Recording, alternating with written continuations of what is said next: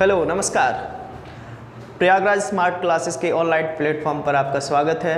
मैं सचिन शर्मा, आपका physics teacher. आज स्टार्ट करने जा रहे हैं वेक्टर एनालिसिस।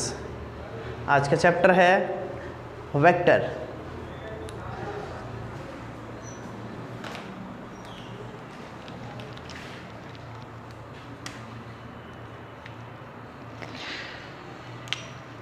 सबसे पहले हम डिस्कस करेंगे कि वेक्टर है क्या, लेकिन वेक्टर को डिस्कस करने से पहले हम ये डिस्कस करेंगे कि क्वांटिटीज़ क्या होती हैं, और उससे भी पहले हम डिस्कस करेंगे कि फिज़िकल क्वांटिटीज़ क्या है।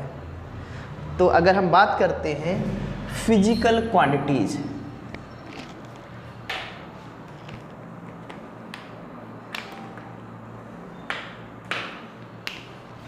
हम बात करते हैं फिजिकल क्वांटिटीज़।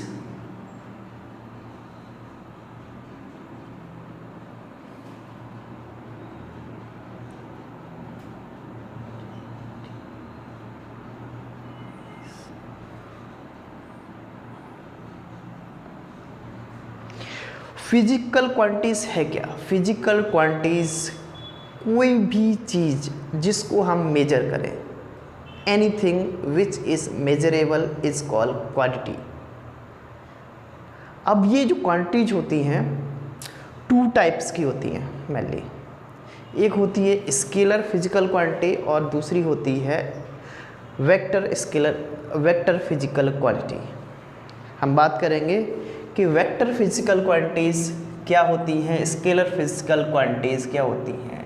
तो हम सबसे पहले इनको क्लासिफाई करते हैं। पहले है हमारा scalar physical quantity,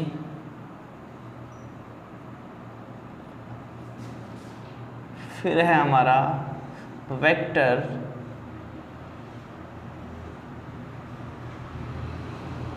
quantity.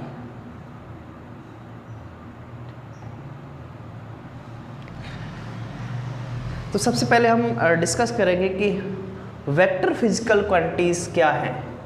Vector physical quantities क्या है, इनके बारे में हम डिस्कस करेंगे। तो हम स्टार्ट करते हैं।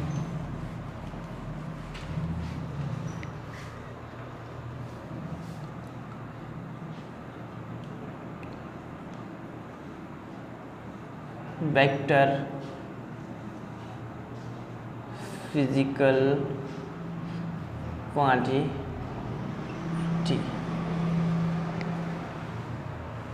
जब हम कभी भी कैलकुलेशन करेंगे वेक्टर फिजिकल क्वांटिटीज़ की, तो हमको ना मेनली 3 फैक्टर्स की रिक्वायरमेंट होती है जो हमें बताते हैं कि कोई भी क्वांटिटी वेक्टर है या नहीं है। उसमें सबसे पहले नंबर आता है कि वेक्टर के पास मैग्नीट्यूड होता है,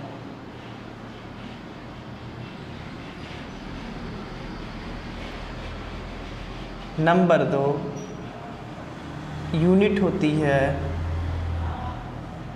जब भी कभी हम वेक्टर की बात करते हैं तो सबसे इम्पोर्टेंट मैग्नीट्यूड होना चाहिए, यूनिट होनी चाहिए, और तीसरा आता है डायरेक्शन होना चाहिए।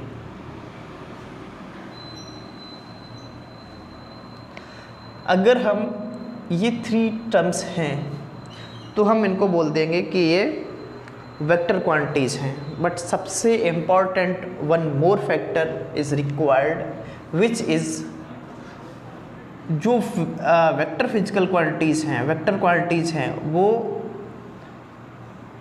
फॉलो करना चाहिए वेक्टर लॉ ऑफ अलजेब्रा।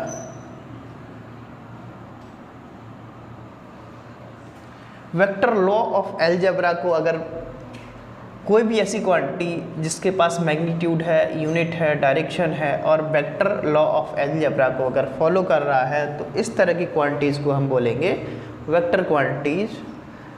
इनके कुछ एग्जांपल्स हैं, हम उनकी बात करते हैं। एग्जांपल्स जैसे हो गया displacement,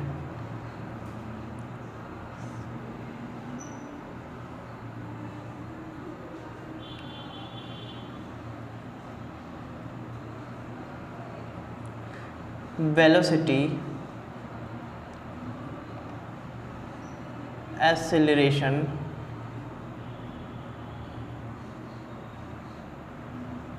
force, impulse,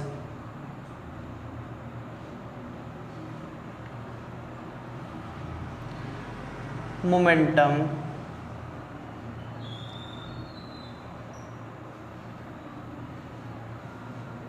angular velocity, etc। ये जो सारी क्वांटिटी है इनको हम वेक्टर फिजिकल क्वांटिटी बोलेंगे, वेक्टर क्वांटिटीज बोलेंगे, है ना। तो अगर हम इन क्वांटिटीज़ की बात करते हैं तो इनको जब हम कैलकुलेट करते हैं, जब भी हम इनका कैलकुलेशंस करते हैं तो हमको 3 टर्म्स की रिक्वायरमेंट होती है। First one is magnitude, unit and direction, और ये फॉलो करने चाहिए वेक्टर लॉ ऑफ अलजेब्रा। अब हम थोड़ा सा वेक्टर को डिस्कस करते हैं कि वेक्टर होता क्या है।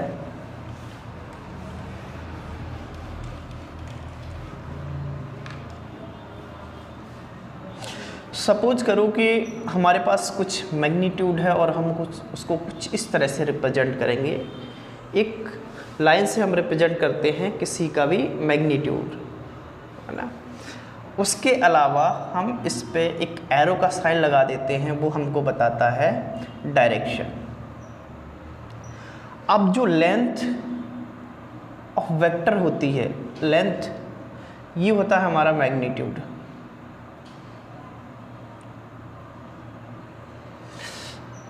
जो एरो का साइन है ये बताता है हमको डायरेक्शन, मैग्नीट्यूड एंड डायरेक्शन। अब हम बात करेंगे कि ये हमको पता चल गया कि वेक्टर क्या होता है कि और वेक्टर का रिप्रेजेंटेशन कैसे करते हैं। तो वेक्टर का रिप्रेजेंटेशन करते हैं कुछ इस तरह से, एक एरो बना करके। ये हमारा रिप्रेजेंटेशन ऑफ वेक्टर है। अगर हम बात करें कि वेक्टर्स कितने तरह के हो सकते हैं, टाइप ऑफ वेक्टर्स, तो हम इसके डिफरेंट पोजीशंस, डिफरेंट मैग्नीट्यूड के साथ इसको हम क्लासिफाई करते हैं। हम बात करेंगे टाइप ऑफ वेक्टर की।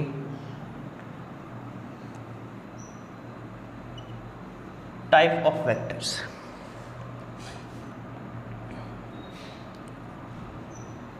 सपोज करो कि ये एक हमारे पास वेक्टर है,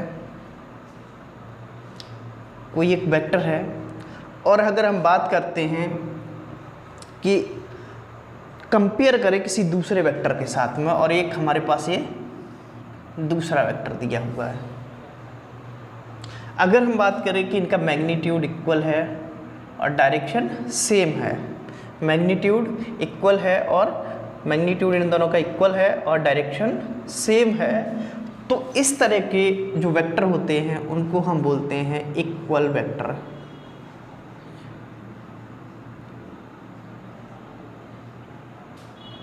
इक्वल वेक्टर।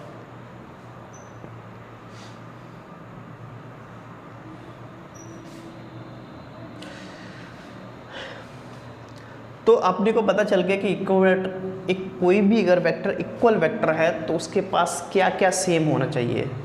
उसके पास सेम मैग्नीट्यूड होना चाहिए, सेम यूनिट होनी चाहिए और सेम डायरेक्शन होनी चाहिए। तो हम उसको बोलेंगे कि ये इक्वल वेक्टर है। जैसे कि आप देख रहे हैं कि ये वेक्टर और ये वेक्टर, सपोज ये 10 मीटर ईस्ट, ये भी 10 मीटर ईस्ट है, तो हम बोलेंगे कि ये दोनों वेक्टर कैसे हैं, इक्वल वेक्टर हैं। अब इसी तरह से एक ये वेक्टर दिया हुआ है, सपोज एक वेक्टर ये है, इसका मैग्नीट्यूड 10 मीटर है और इसकी जो डायरेक्शन है वो ईस्ट है। अगर दूसरा हमने वेक्टर ले लिया कोई भी, और इसका जो है ना मैग्नीट्यूड 5 मीटर है और इसकी जो डायरेक्शन भी क्या है, ईस्ट है। डायरेक्शन कैसी है, ईस्ट की तरफ है और मैग्नीट्यूड कितना है 5 मीटर और इसका मैग्नीट्यूड कितना है 10 मीटर है और इसकी भी डायरेक्शन कितनी है, किधर है, ईस्ट की तरफ है। तो ऐसी कंडीशन में जो वेक्टर्स होंगे उन वेक्टर्स को, इसको मान लीजिए नंबरिंग कर देते, ए वेक्टर है, इसको हम बी वेक्टर बोलते हैं और ऐसे जो वेक्टर्स होते हैं उनको हम बोलते हैं पैरेलल वेक्टर।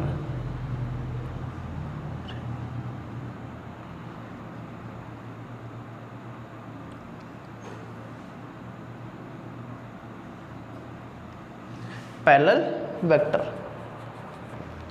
ऐसे वेक्टर्स को क्या बोलते हैं, पैरेलल वेक्टर। क्या कंडीशन क्या है इसकी, कि इसकी डायरेक्शन सेम होनी चाहिए, डायरेक्शन सेम होनी चाहिए।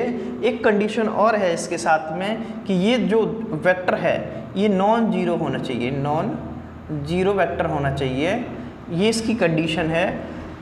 और इसके रिस्पेक्ट में अगर हम देखते हैं तो ये दोनों कैसे हैं, एक दूसरे के पैरेलल वेक्टर हैं, तो इसको हम बोलते हैं पैरेलल वेक्टर। उसके बाद सपोज करो कि कोई 2 वेक्टर्स हैं, जैसे ये एक वेक्टर था, सेम वेक्टर है, इस तरह से 5 मीटर है, लेकिन इसका जो डायरेक्शन है वो वेस्ट की तरफ है, वेस्ट की तरफ, जस्ट अपोजिट। ये भी कंडीशन है इसके साथ भी कि ये नॉन जीरो वेक्टर होना चाहिए। ये नॉन जीरो वेक्टर है और इसके रिस्पेक्ट में अगर देखा जाए तो इसकी डायरेक्शन जस्ट अपोजिट है, जस्ट अपोजिट है। तो हम इस वेक्टर को, सी वेक्टर है, इसको बोलेंगे एंटी पैरेलल वेक्टर।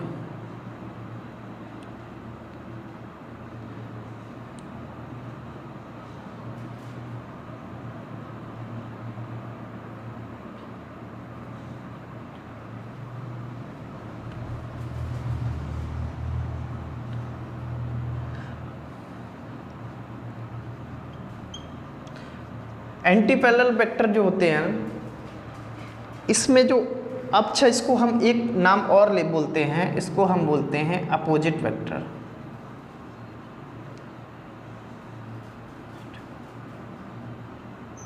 जो एंटी पैरेलल वेक्टर होते हैं वो अपोजिट वेक्टर भी होते हैं। इसमें जो डायरेक्शन होती है वो जस्ट अपोजिट होती है, मतलब कि अगर हम इसको ईस्ट की तरफ पॉजिटिव डायरेक्शन ले रहे हैं तो जो हमारा वेस्ट की तरफ है वो नेगेटिव डायरेक्शन आएगा, इसलिए हम इसको बोलते हैं एंटी पैरेलल वेक्टर या फिर अपोजिट वेक्टर। सिमिलरली अगर हम थोड़ा सा और इसको क्लासिफाई करने की कोशिश करें, इसको थोड़ा सा और क्लासिफाई करते हैं तो हम देखेंगे कि हमारे पास कोई एक ये वेक्टर दिया हुआ है और इसी वेक्टर के इसी लाइन ऑफ एक्शन पे कोई दूसरा एक और वेक्टर दिया हुआ है। इसी लाइन ऑफ एक्शन पर कोई अगर एक और वेक्टर दिया हो तो जो इस तरह से वेक्टर्स जो बनते हैं किसी एक ही लाइन पर, क्योंकि ये एक ही लाइन पर हैं तो इनको हम बोलते हैं डी नंबर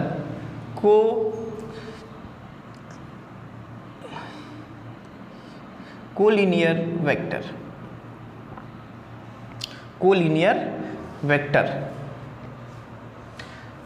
इनको कोलिनियर वेक्टर इसलिए बोला कि जो ये सारे के सारे वेक्टर्स हैं, सपोज ये 10 मीटर का है, ये भी 10 मीटर का है या ये 5 मीटर का है, तो ये सारे के सारे वेक्टर्स क्या है, एक ही लाइन ऑफ एक्शन पर एक्ट कर रहे हैं, इसलिए इन वेक्टर्स को हम बोलते हैं कोलिनियर वेक्टर।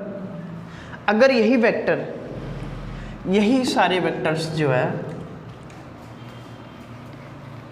जैसे अभी मैंने बताया था कि कोई भी वेक्टर, एक वेक्टर ये है ना, और ये कोई दूसरा वेक्टर दिया हुआ है और क्या है, ये एक ही प्लेन पर लाई कर रहे हैं, एक ही प्लेन पर लाई कर रहे हैं, तो इस तरह के जो वेक्टर्स हैं इनको हम बोलते हैं कोप्लेनर वेक्टर।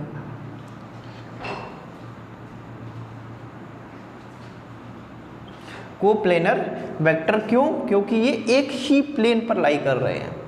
ऐसे वेक्टर्स होंगे कोप्लेनर वेक्टर है। तो कभी भी देखो कि अगर 2 वेक्टर्स हैं, कितने 2 वेक्टर्स हैं, तो वो हमेशा एक ही प्लेन पर लाई करेंगे। हो सकता है कि तुम्हारा प्लेन ऐसा हो सकता है प्लेन अभी देखो आप देख रहे हो कि प्लेन इस तरह से, ये प्लेन है आपका, आपने कुछ इस तरह से कर दिया तो फिर प्लेन ये हो जाएगा। तो ऐसे वेक्टर्स कभी भी अगर सिर्फ 2 वेक्टर्स हैं तो वो एक ही प्लेन में लाई करेंगे। अगर आपके पास 3 वेक्टर और 4 वेक्टर हैं तो हो सकता है कि एक ही प्लेन में लाई करें। जैसे ये 3 वेक्टर्स हैं, अब ये एक ही प्लेन में लाई कर रहे हैं, जैसे ये प्लेन में एक ही प्लेन में लाई कर रहे हैं। लेकिन अगर हम एक वेक्टर को कुछ इस तरह से बना दें तो ये जो है ना प्लेन चेंज हो जाएगा। अब इसके पास एक प्लेन ये हो गया, एक प्लेन ये हो गया, एक प्लेन ये हो गया, इस तरह से इसके कितने प्लेन हो गए, अब ये 3 प्लेन्स हो गए, 3 डिफरेंट प्लेन्स हो गए। तो 2 वेक्टर्स हमेशा एक ही प्लेन में लाई करते हैं, एक ही प्लेन में लाई करते हैं। और अगर मोर देन 2 वेक्टर हैं तो वो एक प्लेन में हो सकते हैं, नहीं भी हो सकते। सपोज करो कि अगर हम ये तीसरा वेक्टर भी इसी प्लेन पे दे देते हैं तो ये क्या है, कोप्लेनर वेक्टर फिर भी होगा अगर ये 3 वेक्टर्स भी हैं। Suppose vector A, vector B और वेक्टर सी है, ये सारे के सारे वेक्टर अगर एक ही प्लेन में लाई कर रहे हैं तो इनको बोलेंगे कोप्लेनर वेक्टर। इन्हीं वेक्टर्स के साथ थोड़ा सा और आगे बढ़ते हैं।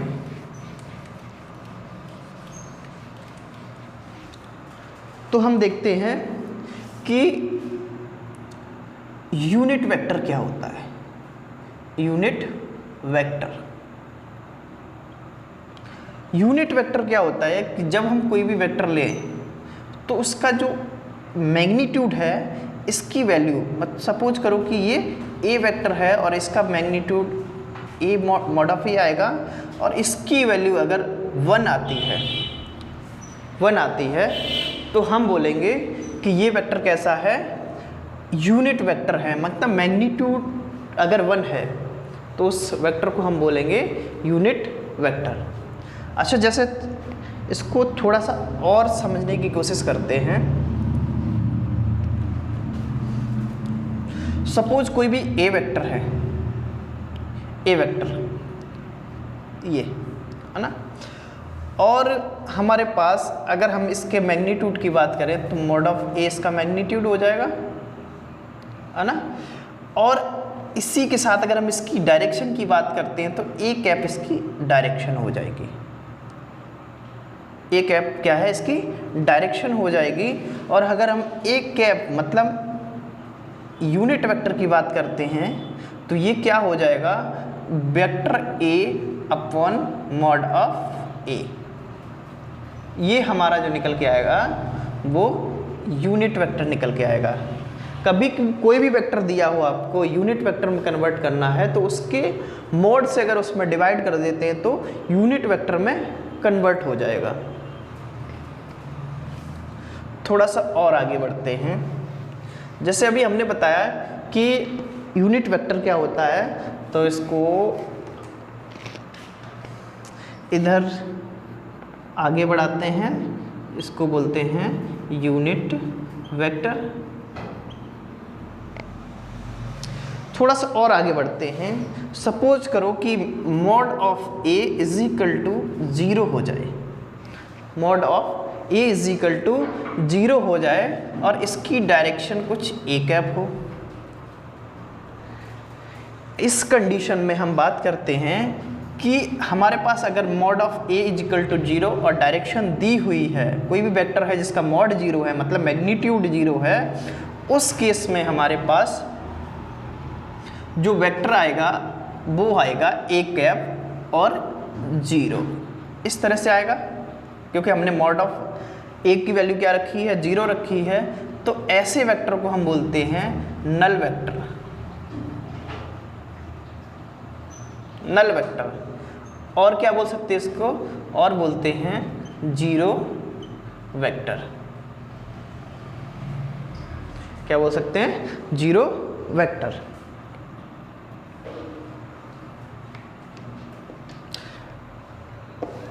थोड़ा सा और आगे चलते हैं इसी में।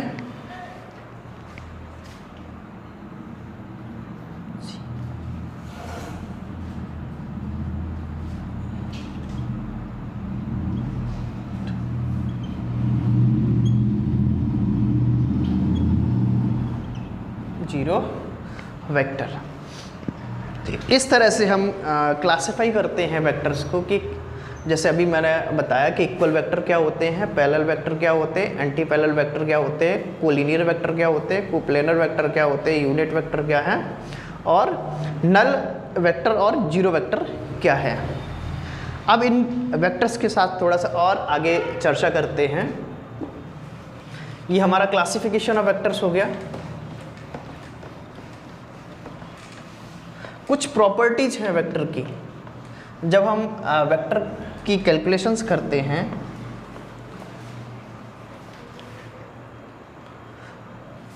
तो प्रॉपर्टीज हैं कुछ।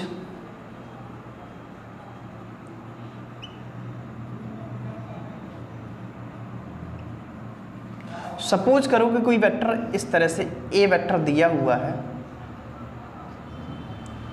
और हमारे पास कोई और बी वेक्टर है, कोई बी वेक्टर है जो कि किसी प्लेन पर इंक्लाइंड है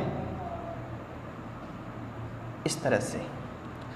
अब जब हम इसको कैलकुलेट करने जाएंगे, इन वेक्टर्स को कैलकुलेट करने जाएंगे, तो अभी तो हमारा ऐसा कोई फॉर्म बन नहीं रहा है कि जिससे कि हम इनको ऐड सब्ट्रैक्ट कुछ कर सकें। तो इसके लिए क्या होता है कि वेक्टर में एक प्रॉपर्टी है, वो है पैरेलल शिफ्टिंग की।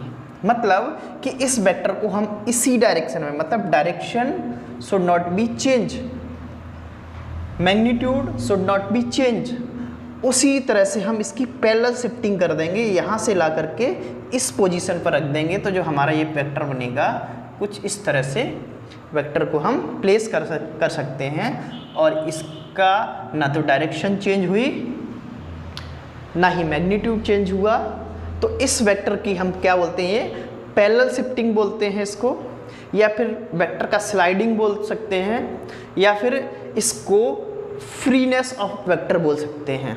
मतलब ये वेक्टर फ्री है अपने प्लेन में मूव करने के लिए। तो अब हमको पता चल गया, अगर हमने कुछ इस तरह से वेक्टर को प्लेस कर दिया तो अब हम इसको, इस जो वेक्टर ए है इसके हेड से वेक्टर बी की टेल को मिला दिया। इसी तरह से हम कुछ ऐसे भी कर सकते थे कि सपोज वेक्टर ए ये दिया हुआ है ना, तो इस वेक्टर को हम टेल से टेल भी मिला सकते थे। ये वेक्टर बी, इस वेक्टर को ला करके यहाँ पर प्लेस कर दिया हमने। कहाँ रख दिया, कुछ इस तरह से रख दिया वेक्टर बी। क्यों हुआ, क्या पैरेलल शिफ्टिंग ही हुई है, ना डायरेक्शन चेंज हुई ना मैग्नीट्यूड चेंज हुआ।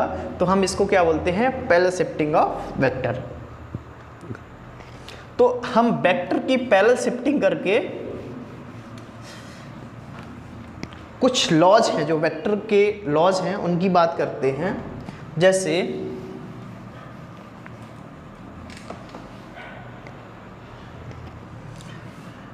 पहला है triangle law of vector addition. जैसा कि इसके नाम से पता चल रहा है कि ट्राइंगल लॉ है, मतलब कि ट्राइंगल बनना चाहिए वेक्टर्स का। तो हम क्या करेंगे, सपोज हमारे पास कोई वेक्टर ए दिया हुआ है, वेक्टर ए, और कोई भी वेक्टर सपोज करो कि बी दिया हुआ है, वेक्टर बी। तो अब इन दो वेक्टर्स से हमको एक ट्राइंगल बनाना है। तो हम क्या करेंगे, इस वाले वेक्टर को पैरेलल शिफ्ट कर देंगे कुछ इस तरह से, पैरेलल शिफ्टिंग होगी वेक्टर की। और उसके बाद हम एक रिजल्टेंट वेक्टर, मतलब ये देखो हमने वेक्टर जो ए वेक्टर था और बी वेक्टर था, इसका ए वेक्टर के हेड से बी वेक्टर का टेल जोड़ दिया। उसके बाद हम क्या करते हैं कि जो इनिशियल पोजीशन थी उससे एक हम रिजल्टेंट ड्रॉ कर लेते हैं जो कि ए वेक्टर के टेल से बी वेक्टर के हेड तक जाता है, और इसको हम बोल देते हैं वेक्टर आर, मतलब रिजल्टेंट वेक्टर। अब हमको ये वेक्टर और ये वेक्टर ऐड करना है और हमारे पास रिजल्टेंट क्या आ रहा है, रिजल्टेंट आ रहा है आर। तो हमको मिल गया एक ट्राइंगल, तो हम लगा सकते हैं ट्राइंगल लॉ ऑफ एडिशन। इसमें हम थोड़ा सा इसको आगे की तरफ बढ़ाते हैं और यहाँ से एक परपेंडिकुलर ड्रॉ कर लेते हैं। सपोज ये एंगल कोई अल्फ़ा, ये कोई एंगल थीटा है, मतलब ये जो हमारा वेक्टर था ये थीटा एंगल पर किसी प्लेन पे इंक्लाइंड है। तो हम देखेंगे कि जो हमारा ए वेक्टर और बी वेक्टर है, हम इनको जब ऐड करने जाएंगे तो सपोज ये इनको हम नॉमिनेशन कर लेते हैं, इसको हम बी डैश बोल देते हैं और इसको हम बोल देते हैं ए dash.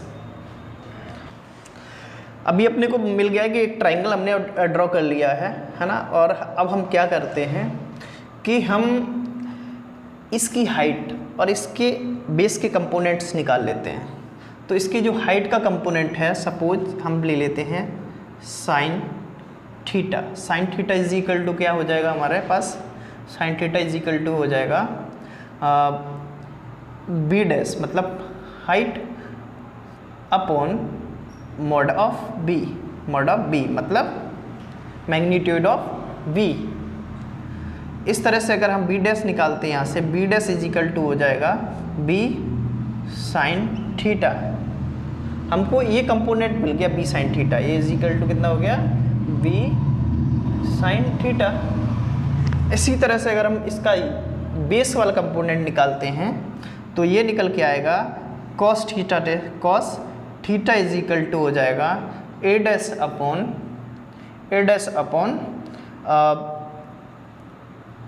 B magnitude of B. तो A dash is equal to हो जाएगा बी कॉस थीटा। हमारा जो ये कंपोनेंट निकल के आ गया, इसकी जो लेंथ निकल के आई वो निकल के आ गई हमारी बी कॉस थीटा।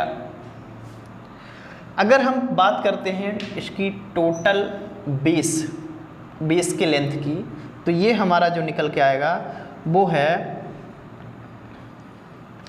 ए प्लस बी कॉस थीटा, क्योंकि ये इसका मॉड ऑफ ए आ जाएगा, मतलब मैग्नीट्यूड ऑफ ए।